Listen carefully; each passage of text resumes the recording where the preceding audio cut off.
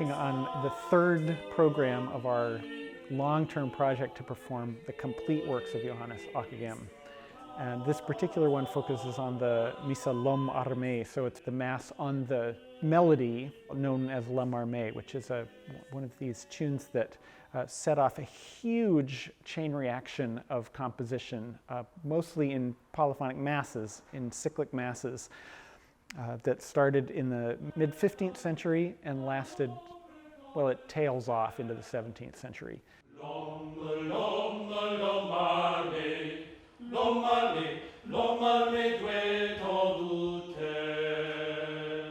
As we get further and further into this project, exploring Ockeghem, a lot of what we're doing is kind of R&D, because the things that we do not know about musical performance in the 15th century outnumber and outweigh the things we do know by a factor of many, many times. One thing I think we can say we know is that Ockeghem was writing his works for himself and his ensemble of singers at the Royal Chapel of France, and that these singers must have been the best singers in Europe, or among the best singers in Europe, that they were just absolutely crackerjack. They were virtuosic technically, but also expressive in every way, and he's writing for them. And so he's not just writing for tenor, generic tenor, as we would write a string quartet part for a viola, which any violist could play because they're using the same equipment.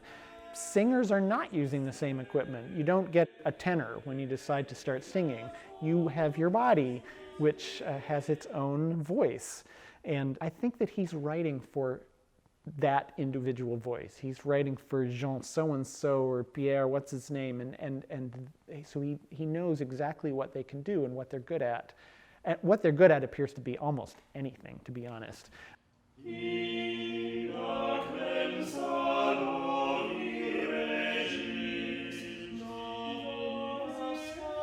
When I tell other directors and other organizations what I'm singing, the response is, "Oh, you get to sing that? Oh, man, if only." This music is its language in itself, that your emotions come out of nowhere. You're just letting your mind wander with the sound, and then you suddenly just find yourself moved, and you can't explain why.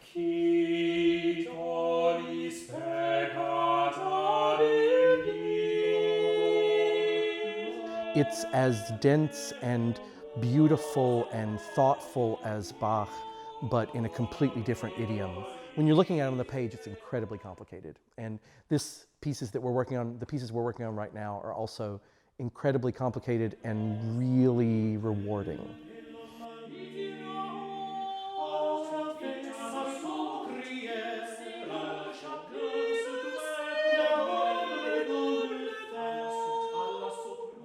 It's going to be a really good concert, I think a high quality concert of music that you're unlikely to hear anywhere else. There are certainly other groups doing Renaissance music and even early Renaissance music and late medieval music, but Ockeghem especially is highly underrepresented for the quality of his compositions.